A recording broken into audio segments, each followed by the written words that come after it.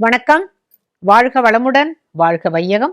உலகத்து மக்கள் அனைவரும் எல்லா நாட்களிலும் மகிழ்ச்சியாக, ஆரோக்கியமாக, அமைதியாக இருக்கணும் அப்படின்னு நாங்க பிரார்த்தனை பண்றோங்க.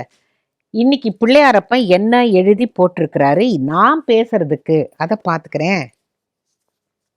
பிள்ளையாரப்பா, பக்தி. ஒரு பொத்தாம் பொதுவுல பக்தி அப்படின்னு சொன்னா எதை சொல்றது? நவவித பக்தி அதெல்லாம் இல்லை. நான் நினைக்கிறேன், நாம செய்யற பக்தி. நாமன்னா யாரு? சாதாரணப்பட்ட மக்கள்.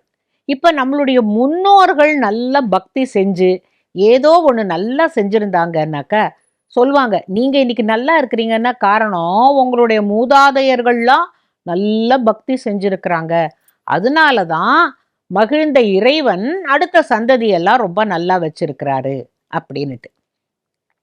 இது எவ்வளவு தூரம் நம்ம ஏற்றுக்கொள்வோம் அப்படிங்கிறது தெரியாது. ஏன் நாம எங்கேயோ பிறந்து கஷ்டப்பட்டுட்டு இருக்கலாமே. அப்படி இல்லாம இப்போதைக்கு ஏதோ சாப்பாடு இருக்கு, ஏதோ துணி வகை இருக்கு, ஏதோ சந்தோஷமா இருக்கும் இல்லையா? அப்பா அவங்க ஏதோ ஒரு பக்தி செஞ்சிருக்கிறாங்க அப்படிங்கிறத நாம தெரிஞ்சுக்கணும். பக்தியை பத்தி பல கதைகள் இருக்கு. ஆனா நான் ஒரு ஒரு சிறுவனுடைய பக்தியை பத்தி சொல்றேன். யமுனை ஆற்றன் கரையில். இது பல பல பல பல வருஷங்களுக்கு முன்னால நடந்தது. அவன் என்ன பண்ணுவானா, மாடுகளை மேய்ச்சிட்டு போவானா. அவன் கொஞ்ச நேரம் மாடுகளோட அதுகள்லாம் மேய்ஞ்சிட்டு இருக்கிற பொழுது அப்படி பக்கத்துல உட்காந்துருப்பானா. அப்போ ஒரு நாளைக்கு பார்த்தானா, இங்க என் கூட வரத்துக்கு யாருமே ஒத்தர் கூட இல்லை. நானே வரேன், நானே மாட்டை மேய்ச்சிக்கிட்டு இருக்கேன், சாயங்காலம் அழைச்சிக்கிட்டு போறேன், எனக்கு என்ன விளையாடுறது தனியா, நான் ஒத்த மட்டும் உட்காந்துக்கிட்டு அப்படின்னு பார்த்தபோது அங்க ஒரு கூழாங்கல் இருந்துதான். அந்த கூழாங்கல்ல எடுத்து பார்த்தானா, இது அந்த கோவில்ல இருக்கிற சிவலிங்கம் மாதிரி இருக்கு இந்த கல்லு, முழு முழுன்னுட்டு. சரி, இதை வச்சு நம்ம பூஜை பண்ணலாம் அப்படின்னு சொல்லிட்டு அந்த கல்லுக்கு இன்னும் 4-5 கல்லை எடுத்து ஒரு அண்டை கட்டி அப்படி உட்கார வச்சுட்டான். உட்கார வச்சுட்டு அதை பார்க்கறான். ஆமா ஆமா, அப்படித்தான் அந்த கோவில்ல. அப்புறம் என்ன பண்ணுவாங்க, அந்த சாமிக்கு சந்தனம் எல்லாம் பூசுவாங்கல்ல. பார்த்தான், சேறு இருக்குல்ல, இன்னும் கொஞ்சம் தண்ணியை யமுனையிலேருந்து தண்ணியை கொண்டாந்து இந்த கல்லுக்கு கொஞ்சம் தண்ணி ஊற்றுவான். அந்த கோவில்ல என்னெல்லாம் பார்த்தானோ அதெல்லாம் செஞ்சான். சேரை எடுத்தான், நல்லா குழைச்சி சாமிக்கு பட்டை போட்டு விட்டான். நீ தான் சந்தனம் சரியா அப்படின்னு சொல்லிட்டு இரு வரேன் அப்படின்னுட்டு அங்க போய் பார்த்தான். வயக்காட்டு பக்கத்துல இந்த நெருஞ்சி பூ, அந்த பூ, என்னெல்லாம் காட்டு பூ பூத்துருக்கோ அந்த பூவெல்லாம் பறிச்சுட்டு சாமிக்கு போட்டு பார்த்தான். இப்படித்தான் அந்த கோவில்ல அவர் அப்படித்தான் பூஜை பண்ணினாரு. இந்த பூஜை விளையாட்டு நல்லா இருக்கு. ஆனா சாமிக்கு அவர் பழங்கள்லாம் வச்சாரு. நான் எங்க போறது, இங்க எங்க இருக்கு பழம் அப்படின்னு சொல்லிட்டு அதே களிமண்ணை குழைச்சு இப்படி உருட்டி, இதுதான் வாழைப்பழமா அத்தனோண்டு எடுத்து அதை உருட்டி, இதுதான் உனக்கு கொய்யாப்பழமா அப்படின்னு ஒரு ஒரு பழத்து பேரா சொல்லி எல்லாத்தையும் களிமண்ணில் பண்ணி சாமிக்கு வைக்கிறா. தினம் சாமிக்கு வைப்பான். அப்படியே பாப்பான், உனக்கு பிடிச்சிருக்கா சாமி, நீ அப்படின்னா எல்லாத்தையும் சாப்பிட்றியா சாமி அப்படியெல்லாம் அவன் பேசிட்டு இருப்பான். ஏன்னா அவனுக்கு மந்திரம் எல்லாம் தெரியாது. அதுக்குள்ள மாடுகள்லாம் வரும். இதை என்ன பண்ணுவான், இது பத்திரமா இந்த பழங்கள்லாம் மட்டும் எடுத்து தனியா ஒரு இடத்துல வச்சுட்டு நாளைக்கு வேற பழம் அப்படின்னு சொல்லிட்டு அந்த சாமியை சுற்றி 4 கல்லை வச்சுட்டு போயிடுவான். யாரும் அதை எடுத்துடக்கூடாதுன்னுட்டு. அப்புறம் சாமி கிட்ட சொல்லிட்டு அவன் போயிடுவான். ஒரு பாமரத்தனமான பக்தி. ஒரு மாட்டு இடையனுக்கு ஒரு பாமரத்தனமான பக்தி. அவனுக்கு மந்திரம் தெரியாது, தந்திரம் தெரியாது, முத்திரைகள் தெரியாது. ஆனா செய்த பூஜையில் ஏதோ ஒரு மகிழ்ச்சி இருந்தது. இத பரமேஸ்வரனும் பார்வதியும் பார்த்துட்டு இருக்காங்களாம். அந்த பையன் பாரு, என்ன ஒரு 6-7 வயசுல அவன் எவ்வளவு ஆசையா இது சிவலிங்கம் மாதிரியே இருக்குன்னு சொல்லிட்டு கொண்டு வச்சு விளையாடுறதுக்கு வேற ஒன்றும் தெரியல. கூட கூட்டாளிகள் இல்லாததுனால இவன் சிவ பூஜையை விளையாட்டா பண்றான் அப்படின்ன பொழுது பார்வதி சொன்னாலாம், இவனுக்கு என்ன செய்ய போறீங்க அப்படின்ன பொழுது, அவனுக்கு ஏதாவது செய்யணும் இல்ல, அவனு எத்தனை நாளா இப்படியே பூஜை பண்ணிட்டு இருக்கான், எவ்வளவு களிமண் பழம்லாம் எடுத்து வச்சிருக்கான் பாரு அப்படின்னு சொல்லிட்டு ஒரு நாளைக்கு நேர பிரத்யட்சமா அவனுக்கு முன்னால போய் நிற்க போறேன், அவன் என்ன பண்றான் பார்க்கலாம் அப்படின்ட்டு பரமேஸ்வரன் குழந்தாய் நீ கண்ணை விழிச்சு பாரு அப்படின்ன பொழுது, ஐயோ நீங்க பரமேஸ்வரனா அப்படின்னு கேட்குறான். ஆமா, உனக்கு என்ன வேணும்னா? எனக்கு ஒண்ணுமே வேண்டாம். ஆனா களிமண்ணெல்லாம் உருண்டையெல்லாம் பழமா கொடுத்தேனே, நீங்க சாப்பிட்டீங்களான்னு கேட்டபோது, ஆஹா சாப்பிட்டேனே, ரொம்ப நல்லா இருந்தது அப்படின்னு சொல்லிட்டு ஒண்ணு சொன்னாராம். உனக்கு இந்த கல் மாணிக்க கல்லா மாறிடும். சரியா? நீ குழைச்சு பூசின சந்தனமெல்லாம் எனக்கு ரொம்ப குளிர்விச்சு ரொம்ப நல்லா இருந்தது. உனக்கு என்ன பேரு அப்பா அம்மா வச்சாங்கங்கிறத மறந்துரு. நீ வந்து எவ்வளவு செல்வாக்கோட இருக்க போறேங்கிறதுக்கு உன் பேர் ஸ்ரீகரன். புரிஞ்சுதா? உன்னுடைய பரம்பரையில் நந்தகோபன் அப்படின்னு ஒருத்தன் பிறப்பான். உன்னுடைய பரம்பரையில நீ இன்னைக்கு செஞ்ச சிவ பூஜையினால நந்தகோபன்னு ஒருத்தன் பிறப்பான். இந்த பூஜையின் பலனாக மகாவிஷ்ணுவே அவருடைய வீட்டில் மகனாக வளர்வான். எனக்கு நீ குடுத்தியே மண்ணு பழங்கள், அது எல்லாத்தையும் அவன் விரும்பி சாப்பிடுவான். அப்படின்ன போது இந்த பையனுக்கு ஒண்ணுமே புரியல. என்ன எதிர்த்தாப்புல பரமேஸ்வரன் வந்து உன் பேர் ஸ்ரீகரன்னு சொல்றார், நந்தகோபன்னு ஒருத்தன் பிறப்பான்னு சொல்றார், அங்க மகாவிஷ்ணு வளர்வார்னு சொல்றார்.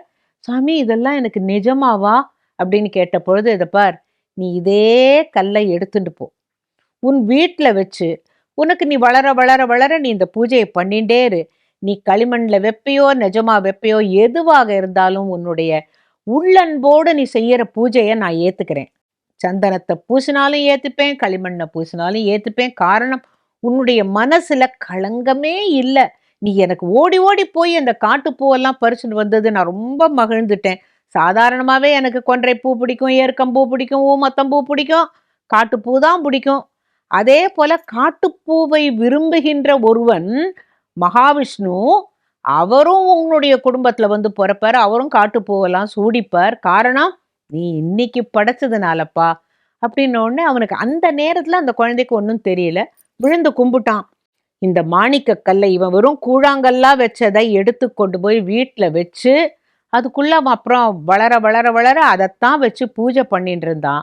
அதே வம்சத்தில் பிறந்தவன் நந்தகோபன். அந்த சிவன் சொன்ன மாதிரியே அங்கதானே மகாவிஷ்ணுவும் பிறந்தவர், அங்கதானே வளர்ந்தார். வளர்ந்த போது அவர் என்ன பண்ணார்? மண்ணை உண்டார். ஏன்? அன்றைக்கு மூதாதையர் களிமண் உருண்டையால் பழங்களை செஞ்சு வச்ச போது அது பரமேஸ்வரனுக்குன்னு படைத்ததை இவரும் இந்த மண்ணை உண்டு அதை நன்றாக சுவைத்தார். அப்படிங்கிறாப்புல இந்த கதை, அந்த ஸ்ரீகரனுடைய கதையெல்லாம் அதிகமா வெளியில பேசப்படலை. நந்தகோபர் தெரியும், அவருடைய வீட்டுல வந்து யசோதை தெரியும், அங்க வளர்ந்தார் அப்படிங்கிறது தான் தெரியும். ஆனால் இதற்கெல்லாம் காரணம் அந்த ஸ்ரீகரன் செய்த பூஜை. ஆக இது ஒரு பக்தி. அதே சில பேர் பொய்யான பக்தி சொல்றவங்க செய்யறவங்களும் இருக்கிறாங்க. ஒரு முனிவர், அவர் தவ முனிவர் தான், காட்டுல உட்கார்ந்து தவம் பண்ணுவார். ஆனா அவரால் புலன்களை அடக்க முடியல. எங்கேயாவது பழுத்த பழம் வாசனை வந்ததுன்னாக்கா இவருடைய தவம் கலைஞ்சிரும். ஆஹா, அந்த பழத்தை சாப்பிடணுமே, இதை சாப்பிடணுமே. அப்ப அங்க ஒரு வேடன் வந்தானாம். அந்த வேடன் கிட்ட, இங்க வாப்பா, உனக்கு என்ன வாழ்க்கையில குறிக்கோள் அப்படின்ன பொழுது, சுவாமி நான் கேள்விப்பட்டிருக்கேன், கண்ணப்ப நாயனார் அப்படிங்கிற ஒரு வேடன் முக்தி அடைஞ்சாராம். அது போல நானும் வேடர் குலத்தை சேர்ந்தவன், எனக்கு முக்தி வேணும். நான் உனக்கு உபதேசம் பண்ணா நீ முக்தி அடைஞ்சிருவ அப்படின்ன போது, அப்படியா சுவாமி, எனக்கு இப்பவே உபதேசம் பண்ணுங்கோ, நான் போய் அந்த நதியில நீராடிட்டு வரடுவான் அப்படின்னு கேட்ட பொழுது, இல்லை இல்லை இல்லை, நீ முதல்ல என்னை குருவாய் நீ ஏத்துட்டு இருக்கல்ல, நான் சொல்றதெல்லாம் நீ செஞ்சேனாக்கா தான் உனக்கு உபதேசம் பண்ணுவேன், சொல்லுங்க சாமி அப்படிங்கிறான். பார், எங்கேயோ நல்லா பழுத்த விளாம்பழம் வாசனை அடிக்கிறது. அந்த பழம் கொய்யா பழம், இந்த காட்டுல கிடைக்கிற நல்ல நல்ல கனிகள் எல்லாத்தையும் எனக்கு கொண்டு வந்து கொடு, எங்கேயோ மாம்பழம் கூட மணக்கிறது அப்படின்னு சொன்னாராம். இவன் போய் என்ன பண்ணுவானா, டெய்லி பழங்களை கொண்டு வச்சுட்டு கையை கட்டின்னு நிற்பானான். அவர் எல்லா பழத்தையும் சாப்பிட்டுடுவாராம். அப்புறம் நான் நாளைக்கு உனக்கு உபதேசம் பண்றேன், நாளைக்கு பண்றேன்னு இப்படி தள்ளி தள்ளி போட்ட உடனே அவனும் ஒன்றும் சொல்லலை, குருவா ஏத்துண்டாச்சுன்னுட்டு. அவனுடைய தொழிலும் கெட்டு போச்சு. இருந்தாலும் முக்தி வேணும் அப்படிங்கிறது, அது ஒரு குறிக்கோள். கேள்விப்பட்டதுனால் ஒரு ஒரு வேடனுக்கு கூட முக்தி கிடைச்சதாமே அப்படின்னுட்டு அவன் முக்தி வேணும்னு நினைக்கிறான். அப்ப என்னாச்சு, ஒரு நாளைக்கு, சாமி நீங்க இப்படியே தள்ளி தள்ளி போட்டுட்டு இருக்கீங்களே, எனக்கு என்னைக்கு தான் முக்தி கிடைக்கும் அப்படின்ன பொழுது, இரு நான் இப்போ மாம்பழம் சாப்பிட்டுட்டு இருக்கேன்ல, இந்தா இந்த கொட்டை, இதுதான் சிவலிங்கமா வச்சு நீ பூஜை பண்ணு அப்படின்ட்டாராம். அவன் அதை பக்தியோட வாங்கிக்கிட்டு போய் அந்த மாங்கொட்டைய நல்லா தண்ணீர் ஊற்றி அபிஷேகம் பண்ணி அவன் அதை ஒரு இடத்துல நட்டு வச்சு பூஜை பண்ண ஆரம்பிச்சிட்டான். அவர் என்ன சொன்னார்? குருவனுடைய வாக்கு அப்படியேவா ஒருத்தன் ஏத்துப்பான்? ஏத்துக்கிட்டானே. இந்த மாங்கொட்டை தான் சிவலிங்கம் உனக்கு, அதுவும் நான் உனக்கு நான் சாப்பிட்டுட்டு கொடுத்துருக்கேன், அதனால குருவுடைய பிரசாதம் வச்சுக்கோ அப்படின்னு உடனே அவன் அதை தினமும் அதுக்கு நீராட்டி அதுக்கு பூவெல்லாம் சாத்தி அவன் அதை சிவலிங்கமா கும்பிட்டுட்டு இருக்கான்.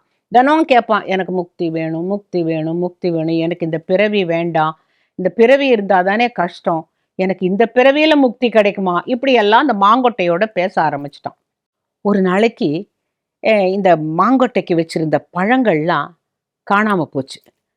பார்த்துட்டே இருக்கும் பொழுது அந்த பழங்கள்லாம் காணாம போன போது சிவலிங்கமே சாப்பிட்டுடுச்சுன்ட்டு ஓடி வந்து அந்த குரு கிட்ட சொல்றான், சுவாமி நீங்க மகான், நீங்க கொடுத்த மாங்கொட்டையை நான் சிவலிங்கமாக பாவித்து அதுக்கு திருநீர் வச்சு அபிஷேகம் பண்ணி திருநீர் வச்சு பழங்களெல்லாம் வச்சு நைவேத்தியம் பண்ணினேன், இந்த பழங்கள் காணாம போச்சு, சிவனே சாப்பிட்டாரு அப்படின்ன போது, இதெல்லாம் நான் நம்ப மாட்டேன், எப்படிடா, நான் கொடுத்தது மாங்கொட்டை, எச்ச மாங்கொட்டை, அதுல வந்து சிவன் வந்து இந்த பழங்கள்லாம் நீங்க வாங்களேன், இங்க வாங்களேன், வந்து காட்டுறேன் அப்படின்னு சொல்லிட்டு அவன் அடுத்த நாளைக்கு பூஜை பண்றான். இவர் பார்க்குறார், கிட்ட நின்று பார்க்குறார். அவனால முடிஞ்ச அளவுக்கு ஒரு தோல் பையில தண்ணி கொண்டு வந்து அபிஷேகம் பண்றான், பூவெல்லாம் வைக்கிறான், இந்த காட்டு பழங்களெல்லாம் பறிச்சுட்டு வரான், பூவெல்லாம் பறிச்சுட்டு வரான், அந்த சாமிக்கு வச்சுட்டு இந்த பழங்கள் வைத்த பொழுது, அப்பனே சிவனே, நீ நேத்து சாப்பிட்டது மாதிரியே இப்ப சாப்பிட்டு காட்டினாதான் என்னுடைய குரு நம்புவார் அப்படின்ன உடனே அந்த பழங்கள் ஒன்னொன்னா ஒன்னொன்னா ஒன்னொன்னா மறைய ஆரம்பிச்சுது. அப்ப இந்த மாங்கொட்டை லேசா வானத்தில் மிதக்க ஆரம்பிச்சது. இவனுக்கு புரிஞ்சு போச்சு, நம்மளை முக்தி கொடுப்பதற்காக சிவன் அழைத்து செல்கிறார் அப்படின்னு சொல்லிட்டு அந்த மாங்கொட்டையை எரிக்கி பிடிச்சுன்னுட்டான். அப்ப அது மேல லேசா கொஞ்சம் கொஞ்சமா கொஞ்சம் கொஞ்சமா வானுலகத்துக்கு போகும்போது இந்த முனிவர் பார்த்தாராம், ஆஹா, இவன் சொல்ல கேட்டு சிவன் அவனுக்கு முக்தி தருவார் போல இருக்கே, நாமளும் என்ன பண்ணுவோம், ஒரு காரியத்துல இவன் காலை பிடிச்சுன்னுட்டோம்னாக்க நமக்கு எல்லாத்துலயும் ஆசை இருந்தா கூட பரவாயில்ல, இவன் போற சாக்குல நாமும் வானுலகம் போய்விடலாம்னுட்டு அவன் காலை பிடிச்சுக்கிட்டாராம்.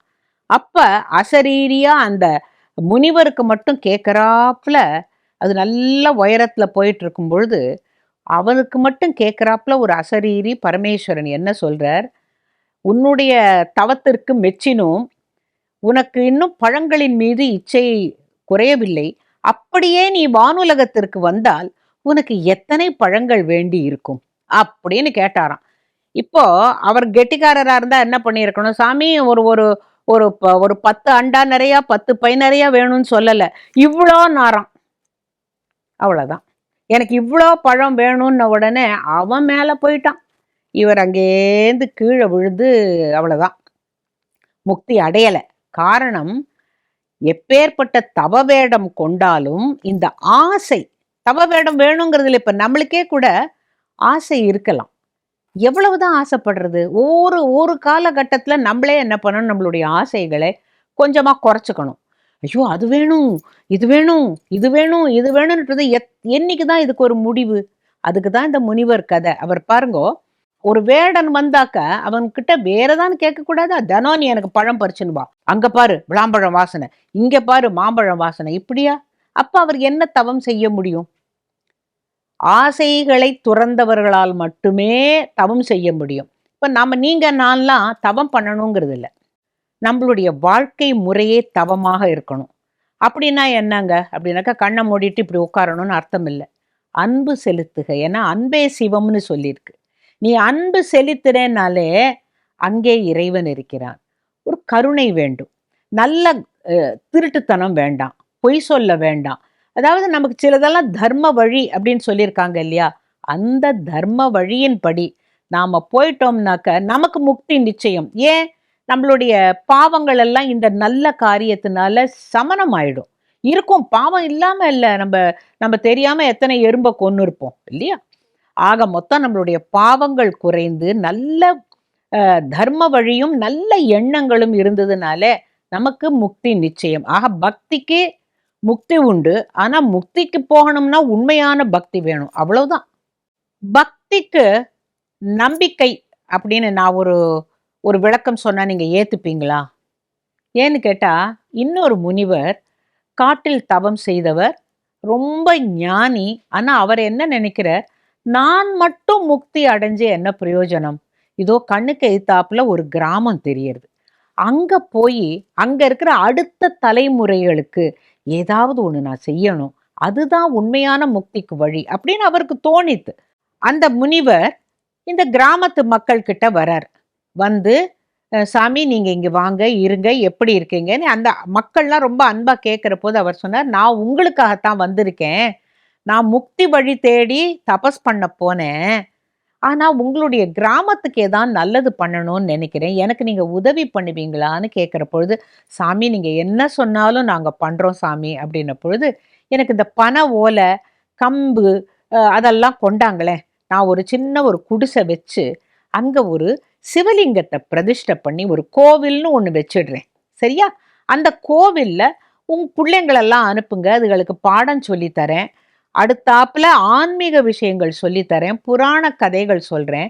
உங்களுக்கு ஒண்ணுமே தெரியல. வெறும் வயக்காட்டு வேலை தான் தெரியுது. நான் இந்த அடுத்த தலைமுறைக்கு ஏதாவது செய்யணும்னு இருக்கேன். அப்படின்ன பொழுது சரி. அவர் என்ன பண்ணுவார், பெரியவங்களும் வாங்க சில சமயம் உட்கார வச்சு புராண கதைகள்லாம் சொல்வாராம். இந்த குழந்தைகளுக்கெல்லாம் இந்த மாதிரி யாருமே கதை சொன்னதில்ல. ஆனந்தமா உட்காந்து கேட்டுட்டு இருந்த போது அங்க துள்ளி குதிச்சு வந்த ஒரு ஆட்டுக்குட்டி அங்க ஒரு கல் இருந்தது, தடுக்கி விழுந்துடுது. அப்போ அதோட முழங்கால் சில்லு பேந்து ரத்தம் வர ஆரம்பிச்ச உடனே எல்லாரும் என்ன பண்றது, ஐயோ துணியை வச்சு கட்டுன்ன பொழுது அவர் சொன்னாராம், இரு, இந்த ஆசிரமத்துக்கு பின்னால ஒரு பச்சலை இருக்கு அப்படின்னு அவர் போய் அந்த பச்சலையை எடுத்துட்டு வந்து அதை நல்லா அரைச்சு அந்த சாரை அந்த குட்டியோட காலில் வச்சு ஒரு துணியை வச்சு கட்டி, இறைவா இந்த ஒன்றும் அறியாத இந்த ஆட்டுக்குட்டிக்கு கால் உடையக்கூடாது, நான் உன்மேல் நம்பிக்கை வச்சு இந்த பச்சிலையை கட்டுறேன், இந்த பச்சிலையை குணம் தரட்டும், ஆனா உன்னுடைய அருளால் பரிபூர்ண குணம் கிடைக்கட்டும்னு உடனே அந்த ஆட்டுக்குட்டி கொஞ்ச நேரத்துல எல்லாம் துள்ளி குதிச்சு திருப்பி ஓடி போயிடுச்சு. அதை பார்த்த உடனே மக்களுக்கெல்லாம் ஒரே ஆச்சரியம். சாமி சாமி நீங்க வந்து கால் உடைஞ்ச ஆட்டுக்குட்டிக்கே எல்லாம் சரி பண்ணிட்டீங்களே, அப்ப எங்களுக்கும் நீங்க தான் வைத்தியம் பண்ணணும்னு சொல்லிட்டு வயிற்று வலிக்காரன், கண் வலிக்காரன் எல்லாரும் வர ஆரம்பிச்சிட்டாங்க. இவர் பார்த்தார், இறைவா நான் வந்து முறையாக சித்த வைத்தியம் எல்லாம் படிச்சவன் இல்லை. ஆனா உன் பேரை சொல்லி நம்பிக்கையின் பேரில் அந்த பச்சிலையை கட்டினேன். இப்ப இவங்களுக்கு என் மேல நம்பிக்கை இருக்கிறதுனால நான் போறேன். காட்டுக்குள்ள போய் எனக்கு தெரிஞ்ச எல்லா மூலிகைகளையும் பறிச்சுட்டு வந்து பாடம் பண்ணி இடிச்சு தர சொல்லி பொடியாக்கி அல்லது சூரணமாக்கி அதையே உருண்டையாக்கி லேகியம் பண்ணி நான் இந்த மக்களுக்கு நான் ஒரு மருத்துவனாவும் என்னை ஆக்கிட்ட இறைவா, உண்மையில நம்பிக்கை, அதனாலதான் எனக்கு இது நடக்குது அப்படின்னு சொல்லி அந்த ஊர் மக்களுக்கெல்லாம் சந்தோஷம். எதுவா இருந்தாலும் நம்ம சாமி கிட்ட சொல்லிட்டா நடந்துரும் அப்படின்னு எல்லாரும் வந்தாங்க. எப்பப்ப நோய் வந்ததோ அப்பெல்லாம் குணமாக்குறதுக்கு இவர்கிட்ட வந்தாங்க. ஒருத்தன் வந்தான். அவன் அடுத்த ஊருக்காரன். அங்கேருந்து வந்துட்டு, இந்த ஊர்ல யாரோ போலி சாமியார் இருக்கிறாராமே அப்படின்ன பொழுது, போலி எல்லாம் இல்லையே, இல்ல ஆட்டுக்குட்டிக்கு கால் சரியா போச்சாம், அதனால உங்களுக்கெல்லாம் சரியா போயிடுமா, பாரு அப்படியெல்லாம் பேசாத, நாங்க எல்லாரும் இப்ப நல்லா இருக்கோம், ஜாஸ்தி பேருக்கு வியாதியே இல்லாம இருக்கோம் அப்படின்ன பொழுது இவன் அங்கேருந்து போனான். சாமி எனக்கு ஒரே வயிற்று வலி சாமி, தாங்க முடியல, எனக்கு மருந்து கொடுங்க அப்படின்னாராம்.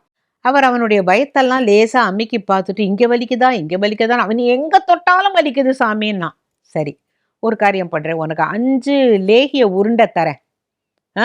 5 நாளைக்கு சாப்பிட்டுட்டு அப்புறம் வா. ஆனா நீ சாப்பிட்ற பொழுது மட்டும் குரங்க நினைச்சுக்காத. ஏன்னா குரங்க நினைச்சிட்டு நீ சாப்பிட்டேன்னா இந்த மருந்து வேலை பார்க்காது. குரங்க நினைச்சுக்காம நீ சாப்பிட்டுட்டு 5 நாள்ல வா, அதுக்கும் மீறி உனக்கு வயிற்று வலி இருந்தா நான் பார்க்குறேன் அப்படின்ட்டார். இவன் அங்கேருந்து சிரிச்சுக்கிட்டே, எனக்கு வயிற்று வலியும் கிடையாது ஒன்றும் கிடையாது, வா வா உன்னை மாட்டி விடுறேன், இந்த மக்கள்கிட்ட நீ எவ்வளோ புழுகு புழுகு மூட்டை அப்படிங்கிறத நான் காட்டணும் சொல்லிட்டு அவன் எடுத்துன்னு போயிடுறான். வீட்டுக்கு போய் அந்த 5யும் ஒரு ஒரு பாத்திரத்துல வைக்கிறான். வச்சா வலிக்கிற மாதிரி இருக்கு. ஐயோ! நான் பொய் சொன்னேன். நிஜமாவே வலிக்கிற மாதிரி இருக்கே! ஐயோ! ஆமா வலிக்குது.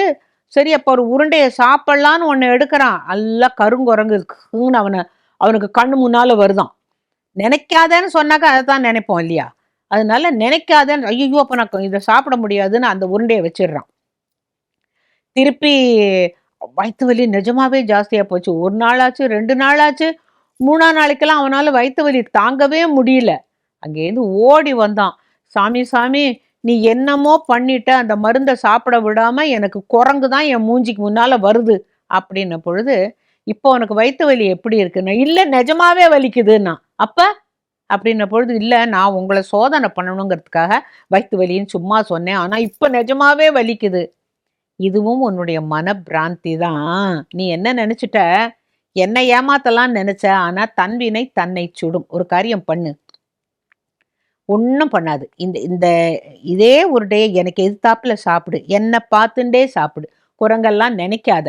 ஆனா இதனால ஒண்ணுமே இல்ல. உனக்கு வயித்துல ஒண்ணுமே இல்ல.